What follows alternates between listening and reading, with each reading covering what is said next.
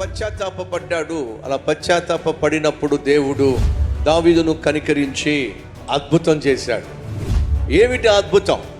దావీదు యొక్క సింహాసనాన్ని కాపాడడానికి దేవుడు ఒక కాంతి రేఖను పంపిస్తున్నాడు, ఓ అద్భుతాన్ని పంపిస్తున్నాడు. ఏమిటి అద్భుతం? ఏమిటి ఆ కాంతి రేఖ?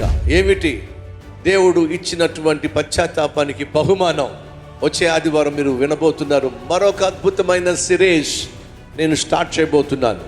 కాబట్టి వచ్చే ఆదివారం దావీదు చేసిన ప్రార్థనకు, పశ్చాత్తాపమునకు దేవుడు ఇచ్చిన అద్భుతమైన ప్రతిఫలం ఏమిటి?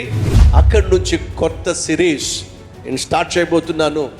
బహు శక్తివంతమైన, బహు అద్భుతమైన సందేశం వచ్చే ఆదివారం మీరు వినబోతున్నారు. కాబట్టి ఏ ఒక్కరు మిస్ కాకండి. ప్రతి ఆదివారం యథావిధిగా 4 ఆరాధనలు, ఉదయం 6 గంటలకు, 9 గంటలకు, మధ్యాహ్నం 12 గంటలకు, సాయంత్రం 6 గంటలకు. కర్నూలులో 4వ ఆరాధన ప్రారంభించాం. అది ఎస్టీబీసీ డిగ్రీ కాలేజీలో ఉన్నటువంటి హాల్లో ప్రతి ఆదివారం సాయంత్రం 6 గంటలకు తప్పక పాల్పంచుకోండి. అలాగే ప్రతి శుక్రవారము అదే ఎస్టీబీసీ గ్రౌండ్లో ఉన్న హాల్లో ఉపవాస ప్రార్థన కూడా కర్నూలులో జరుగుతుంది. కనుక ఇక్కడ నుంచి ఫ్రైడే ఫాస్టింగ్ ప్రేయర్లో కూడా మీరు పాల్పంచుకోండి. జరిగేటటువంటి ఆరాధనకు మీ స్నేహితులను, బంధువులను, విత్ ఇన్ ద సిటీలో ఉన్న వారందరినీ ప్రేమతో వారిని ఎంకరేజ్ చేయాల్సిందిగా కోరుతూ ఉన్నారు.